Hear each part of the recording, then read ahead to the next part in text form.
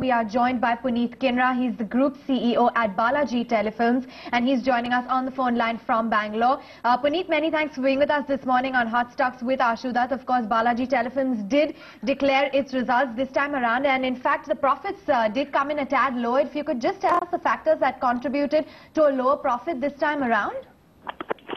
Well, like sharing earlier that really the way it works with IPL is the disruptive programming, which means that most broadcasters will take the shows off air in February and launch with fresh programs end of IPL.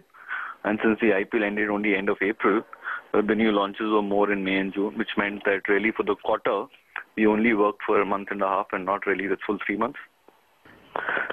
So I think the programming hours are 147 for this quarter. I think we expect that to go up. We already got 5 shows on air, and we're commissioned for almost 2 more in the next quarter. So we should go up to 7. I think as we mentioned earlier in some of our releases that end of the year is where we're looking at between 8 to 10 shows.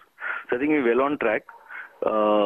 So yeah, I mean, on the realization side, we said there'll be improvements. There have been improvements. We started almost ended last year at 15 to 16 lakhs an hour.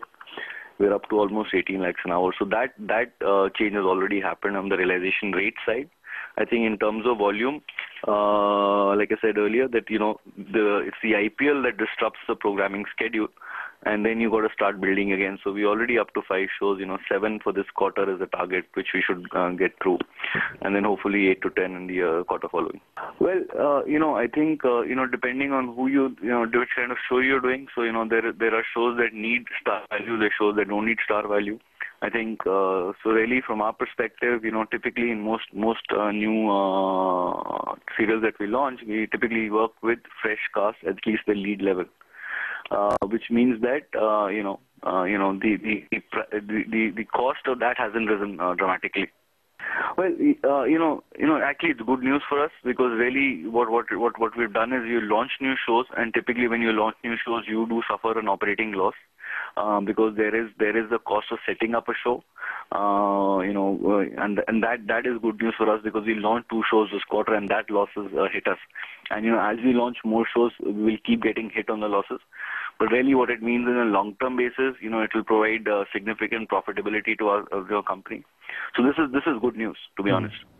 So I mean, typically what we're doing is we're advancing loans to the subsidiary for making the movies, and as the subsidiary makes the movie or realizes the revenue, it repays the loan, and that's the structure that we're following currently.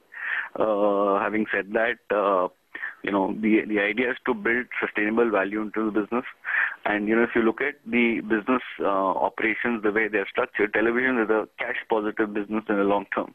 So whatever cash generate out of the television business will be used to fund the movie business, which is an IP-based business. So really, we create intellectual property there, which means, much like any other business, you will have to keep funding that asset. Because really what you're doing is creating a series of assets, which will, generate cash flows for you in annuity terms going forward. Right.